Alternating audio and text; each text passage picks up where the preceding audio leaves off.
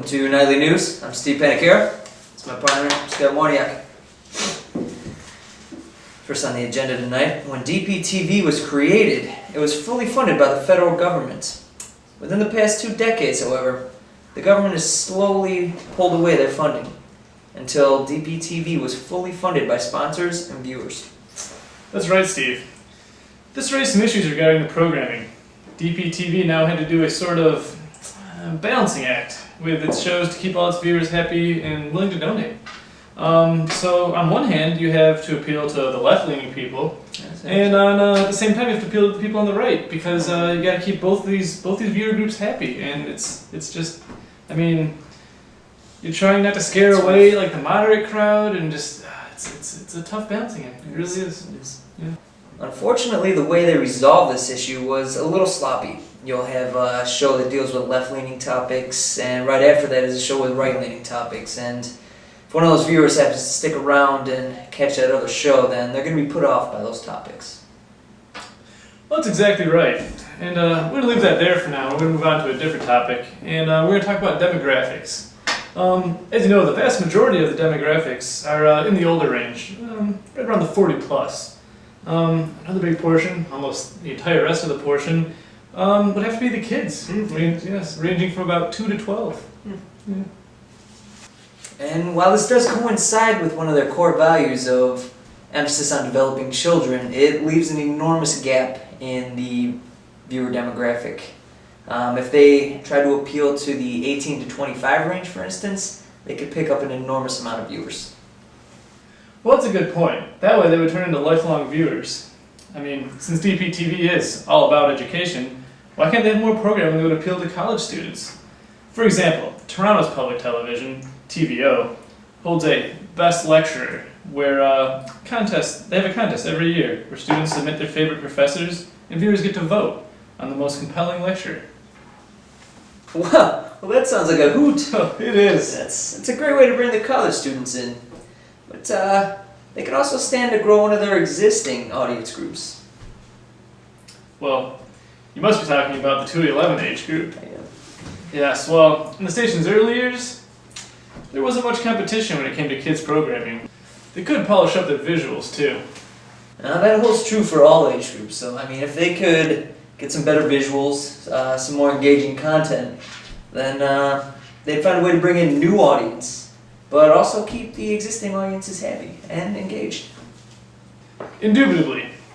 If they could compete visually with the competition today, DPTV could really stand to pull in some of the more viewers from the 18-24 age group. Right. Now, we're going to have to take a short break, but we'll be right back after this.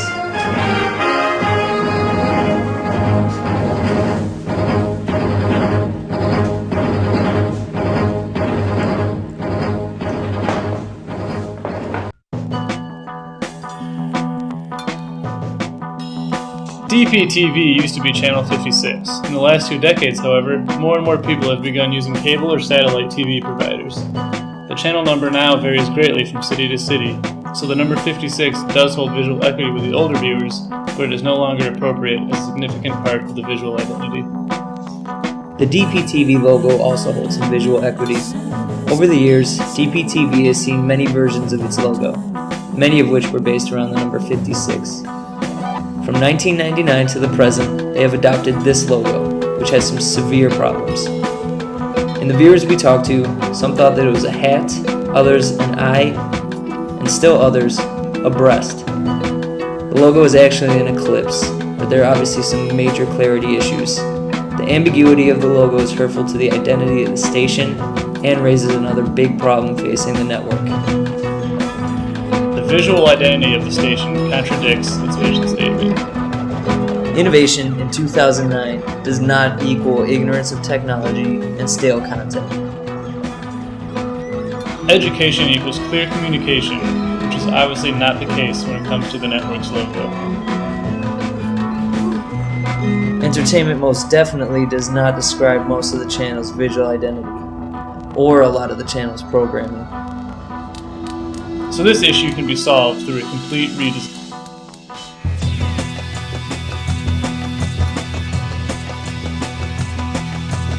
Nickelodeon's rebrand was successful because they managed to create a logo that is consistent enough to be recognized across all forms of visual mediums.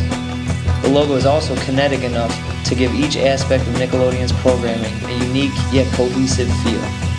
They also realized that the audience today is not the same as the audience they had 10, 20, or 30 years ago.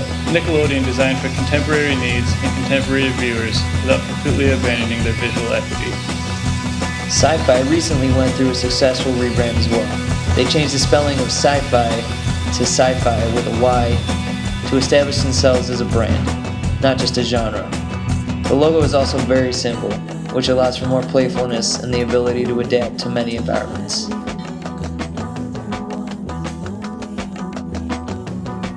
In researching education, a key component to the vision statement, we came across phrenology, which is a science that believes sections of our brain correlate with aspects of our personality.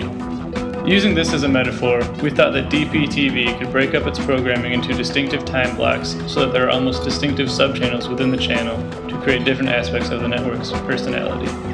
This way, a more defined target audience can be created for each time block. This would help avoid anyone being put off by a program being geared towards another demographic. DPTV needs to attract new viewers and expand on the demographics they already have watching their network if they want to survive and establish lifelong viewers. The older generation that has grown up watching DPTV will not last forever, and the kids' programming is not as competitive as it used to be. They offer little to intrigue the 18 to 24 demographic, and many of the programs are poorly produced.